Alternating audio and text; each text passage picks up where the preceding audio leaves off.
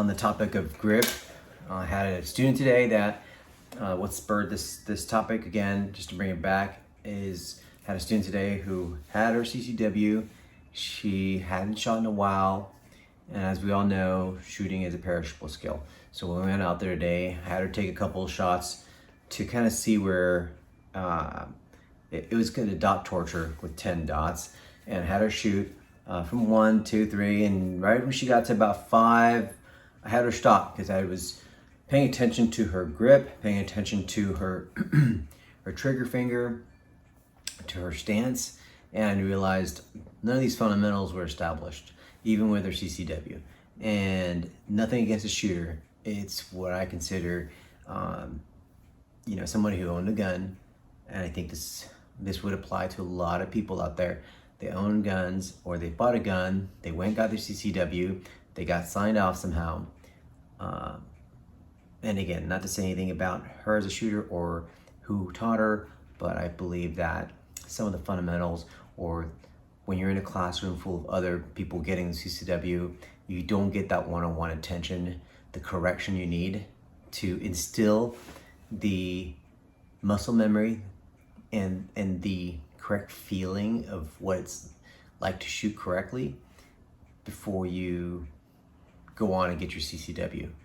And this is why a lot of people do get training. They get training before they get the CCW. They get training after they get the CCW to maintain that standard, right?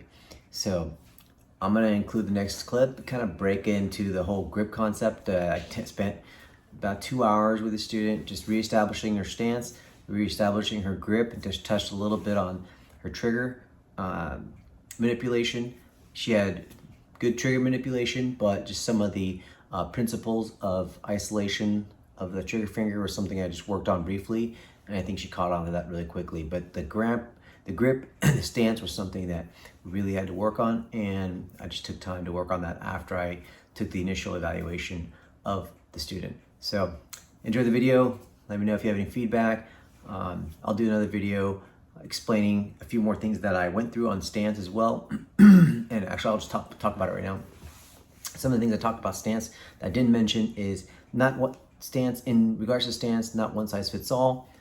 The modified isosceles, Weaver stance, isosceles stance, all these things you can Google, but basically there's a time and place for the modified isosceles when you're making precision shots. There's a time and place for combat stance or natural athletic stance where you're making multiple shots from different distances, different firearms. Just, you gotta know what you're working with, you gotta know what you're about to get into, and you gotta be prepared. You just gotta be adaptable to that scenario. But if you don't have the tools in your mental toolkit to get all those things together, or if you haven't trained them, that could be really difficult. So again, hit me up if you need training, hit me up if you need to follow up with some drills to help instill these skill sets to add to your toolbox as a shooter. And that way when you go and get your CCW, it's not such a foreign thing. You're not feeling so much under pressure with a group of people, and you look good doing it. Feel confident, everyone's safe, and that's really a big part of it, right? Is when you feel confident around the firearms, and you've got a lot of tools in your tool belt, and you know how to adapt to different scenarios, safety level goes way up.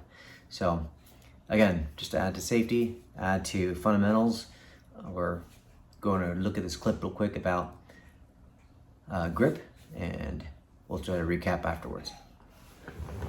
Oh.